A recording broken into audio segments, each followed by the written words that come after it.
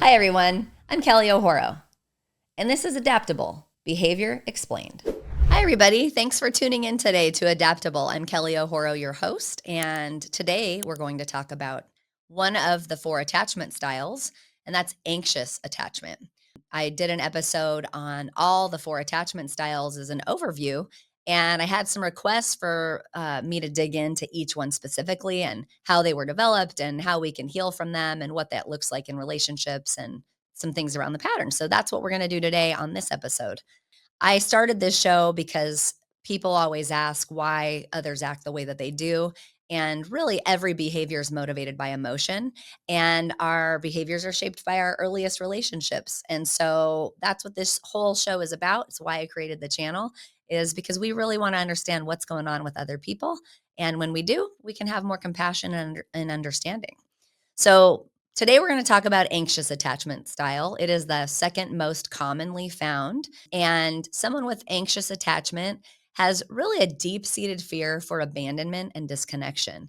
And oftentimes they crave constant reassurance and they find themselves overanalyzing their partners or their relationships every move. So, this episode is for you if you find yourself resonating with that. So, what is anxious attachment? So, attachment theory was developed by John Bowlby and Mary Ainsworth. And anybody who's in psychology has had their bachelor's in psychology, you learned a little bit about attachment. But it really explains how our early experiences with our caregivers shape our adult relationships. And like I said, there's 4 main attachment styles. We have secure attachment, which is the last episode if you want to check that one out. We've got anxious attachment style, which is today's show. And then we're going to dig into in the next couple of shows in the series, avoidant attachment and disorganized attachment.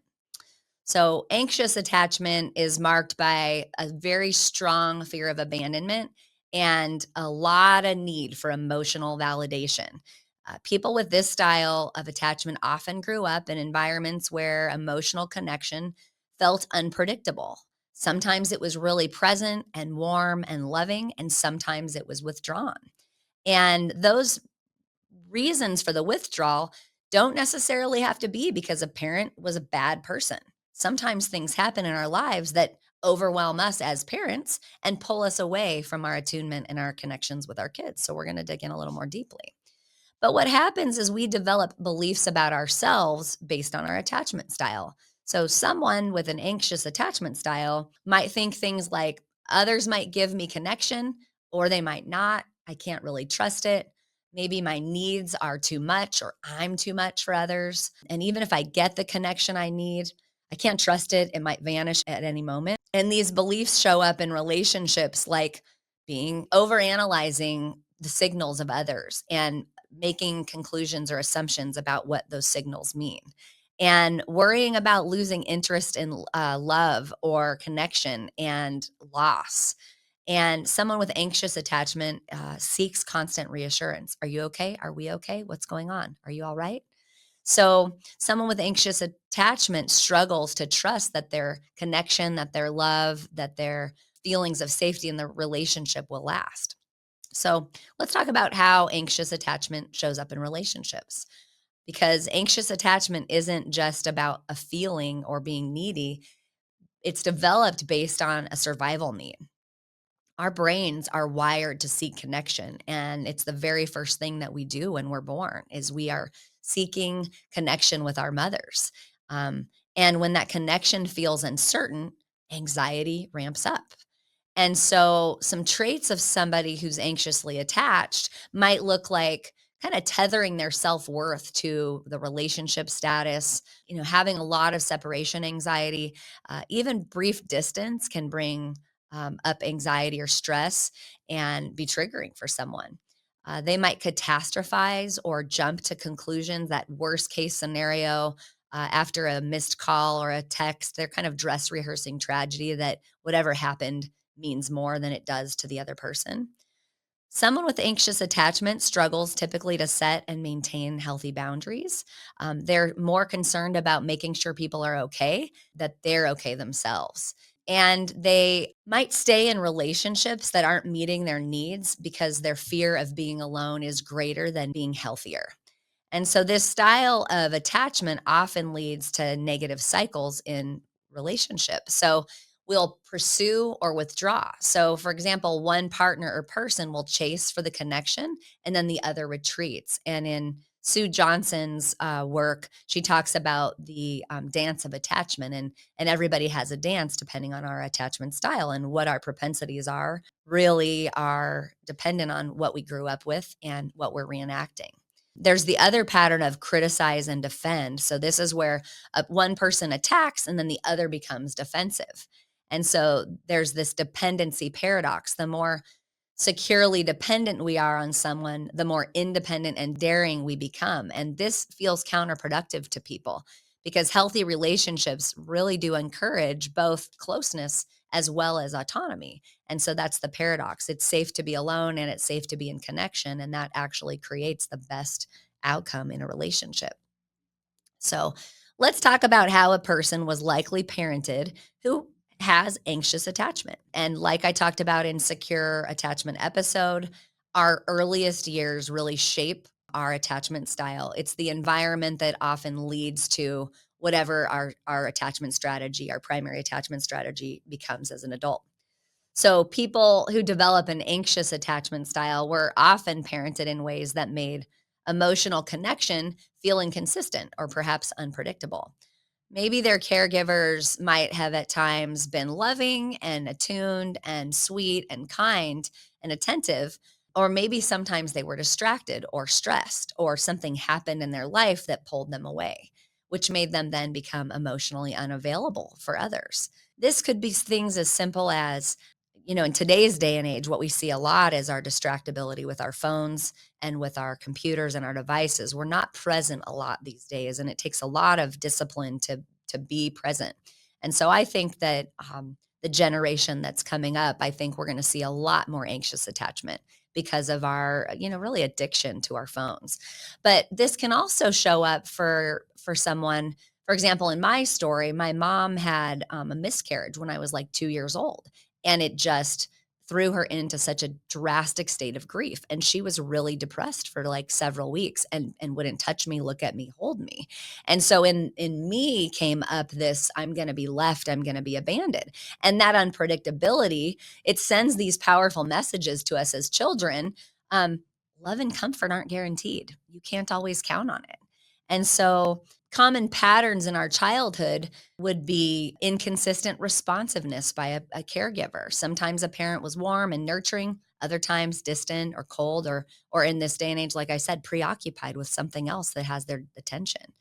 And as a result, the child learns to kind of stay hyper vigilant. They're always scanning for signs of connection or their perception of rejection.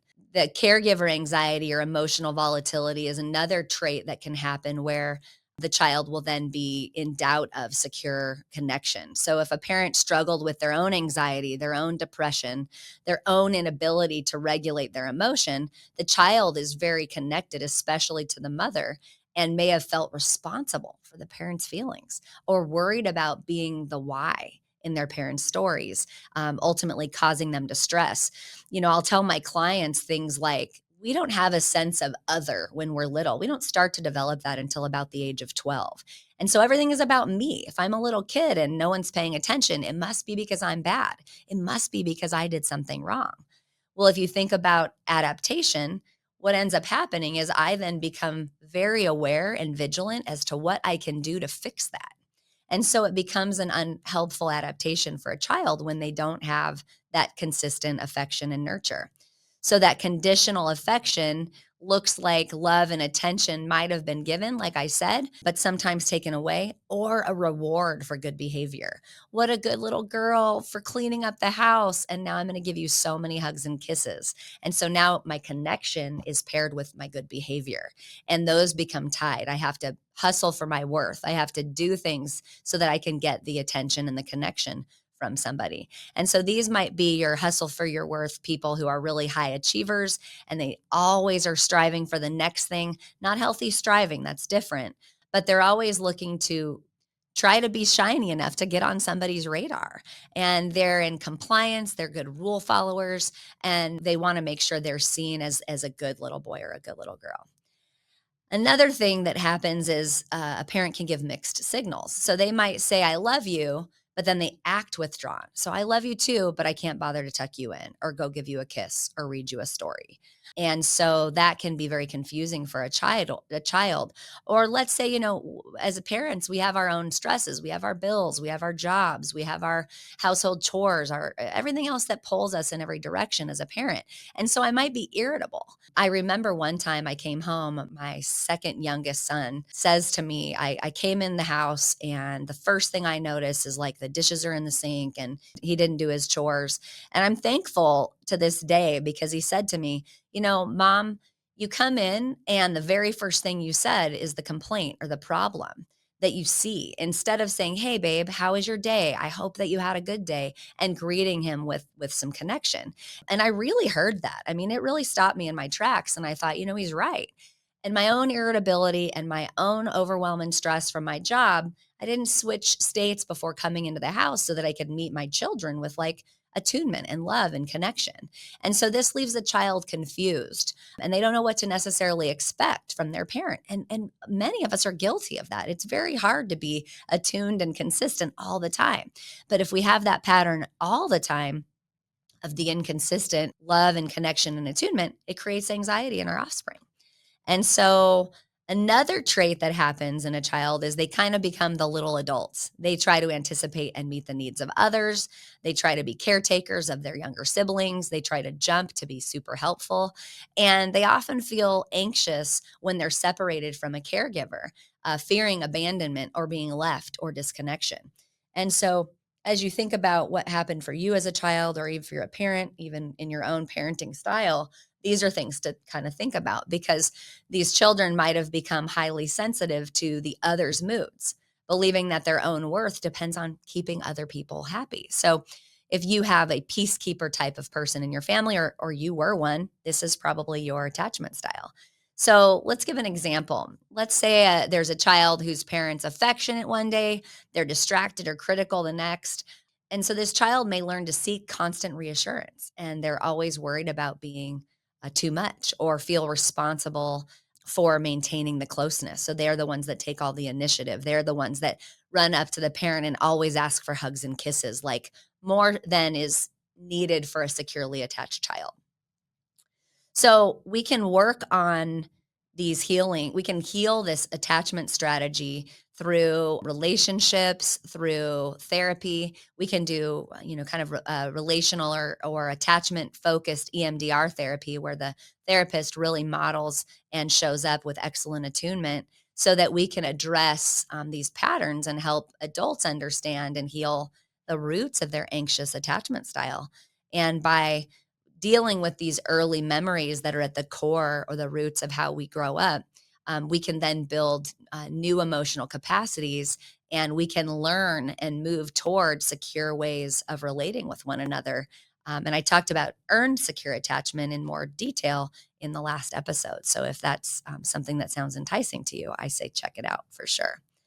So let's talk about what it looks like in an adult, right? So our anxious attachment, it shapes our romantic and close relationships. And if you're wondering if this is you, well, here are some behaviors and scenarios. This might look like someone who consistently looks for reassurance. They might ask, do you still love me? Are we good? Are we okay? Are you mad at me? These people are sending maybe multiple texts if their partner doesn't respond quickly, and they feel kind of panicked by the silence, and disconnection is really overwhelming. And so those kinds of things are kind of a sign that either you or your partner might be showing up with anxious attachment. But at the root of it is really this fear of abandonment. They're always worried about their partner leaving, and this feeling feels like a fact, even though there's not evidence that supports it. And they can feel devastated by minor disagreements and interpret them as signs that the relationship is just over. And so there's a lot of difficulty trusting the closeness. They can struggle to believe that the intimacy is real or that it will last. And they're constantly like reading between the lines of every comment or action. What does this mean? What does that mean? And really searching for hidden meanings, and then potentially getting stuck in their own confirmation bias by continually looking for proof that what they feel is true in fact. And so there's an emotional neediness that is at the base of an anxiously attached a person, and they rely on others, whether it's partners or friendships, for their worth, for their self-worth, and most importantly, for that emotional stability. They require others to help them regulate. And they oftentimes feel threatened by a partner's independence or need for alone time or desire to do things like have other friends or experiences. And so they don't really feel tolerant of disconnection. And this creates some boundary challenges. They might have trouble setting boundaries or fear that it'll push their partner away if they do. They're fearful or anxious about conflict or disconnection. And so they then become over accommodating and people pleasing. They'll sacrifice their own personal needs so that they can maintain the closeness. And that can be overwhelming to someone who's more securely attached, needing to constantly reassure someone. So think about like this as an example. Imagine someone whose partner goes out with friends for the evening. The anxiously attached partner feels overwhelmed. They feel upset. They send repeated messages. They're sending pictures of themselves with their dog to be like constant reminders, like, I'm still here. I'm still here. And they're usually worried that their partner is maybe losing interest. And so when the partner returns, they might seek extra affection or reassurance. Sometimes it can lead to conflict or, like I said, exhaustion, because it's a lot of work to constantly try to help someone else maintain their emotional regulation. Another example comes up in arguments or conflict. The anxiously attached person might become highly emotional, overwhelming. They're fearing the relationship is at risk. They might apologize excessively, trying to fix things or take accountability for things that really aren't their responsibility just to get back in connection. Maybe they become immediately more clingy because they just are feeling so relieved that they're back in connection, even if there's like a minor issue. So if you recognize this in yourself or in someone you know, you're not alone. It's a very common attachment style. Like I said, it's the second most common attachment style according to research. And change is possible. It starts with the self awareness, which, if you're watching this show, you're learning. Therapy is always really helpful. Therapists can model appropriate connection, appropriate boundaries, and then, of course, establishing supportive and healthy relationships in adulthood. This will help build new pathways. We can move more toward secure attachment, which helps us learn to trust, helps us to learn to set boundaries, and ultimately regulate our emotions more effectively internally without the need for someone else to do that for us. So, like I said, there's good news. Attachment styles, they aren't set in stone, they're flexible. Healing is possible through self awareness, through intentional change and challenging yourself to move into discomfort. You know, you work on practicing skills like, I'm not going to text them back for a little while. I'm not going to respond immediately. I'm going to be okay waiting for them to have their own life and that they'll get back to me when they can. And helping grow these pathways really is about supportive relationships. So really learning new things that are different or don't match what your childhood looked like. So some tools for healing anxious attachment would be recognizing positives. Notice when a person in relationship shows up for you. Let them know it feels good. Let yourself know you can see it, you can feel it. Practice true vulnerability. Express your fears, express insecurities rather than blaming or protesting. Get underneath that blame and look at the pain that you're feeling and express that. Practice boundaries. This takes work. You have to learn to identify and voice your needs, even if it feels uncomfortable or you feel fearful, like there's going to be potential rejection or disconnection. Have self compassion. Be gentle with yourself. This is hard. As someone who I would have identified very much as someone who was anxiously attached, it's hard to really work those edges and really give yourself space. So have compassion. It takes time, and we have to have new neural pathways built in order to establish new default modes of how we show up in relationship. Don't do it alone. We can't do it alone. So make sure you seek out therapy, you get support, because working with a therapist helps you to establish new patterns and rewire the old pathways in our brain. And think about things like, what gives you energy? Who gives you energy? What feels meaningful outside of relationships?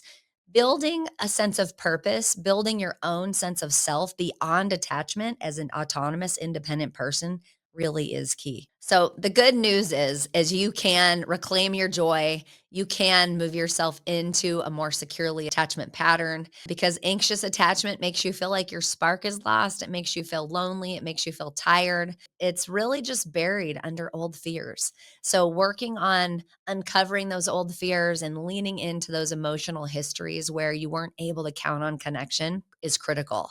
I want you to celebrate small wins. Every time you set a boundary or express a need, you're growing. And this is the evidence of that. And reconnecting with self and purpose and joy. Find moments that make you smile, even if they're short, and tune into those moments. Remember that you're not too much. Your needs are valid. You matter, and your needs matter equally to others. So it's not about pushing through the anxiety. It's about learning to bend. It's about learning to be flexible. It's about slowing down so that you can breathe and showing yourself that you can tolerate some disconnection and honoring your limits along the way. So, anxious attachment, like I said, it's rooted in those early experiences. It shapes how we seek connection, it shows up in our relationships, and it leads to those cycles of anxiety, of overanalyzing, trust issues. Not being able to trust in relationships of love is really a character trait of someone with anxious attachment. But healing's possible. You've got to have self awareness. You're watching this show, so it tells me you're interested. You're looking at yourself or the people around you and really trying to dig deep and understand. It requires vulnerability. We don't grow without discomfort. And so it's uncomfortable. And then really arming yourself with supportive relationships, people that want to see you heal. You're not broken, you're just human. And we all have childhoods that were imperfect because we all have parents that were imperfect, even if they were doing the very best that they could. So check in. What is your attachment style? And what's it trying to teach you about your needs? And more importantly, what's your attachment style teaching you about your story? So I want you to think about that. If this episode resonated with you, I want you to subscribe or share it with somebody. Leave a review. Let us know how we're doing, or if there's another topic you want me to dig into more deeply. Connect with me on social media. I do read all of my comments and I do respond. And if you want to learn more about these styles, we've got more to come. We've got avoidant is next week, and we've got disorganized the week after that. So tune in for the whole series. But thank you very much for tuning in. And remember, until next time, don't forget to lead with love. It'll never steer you wrong.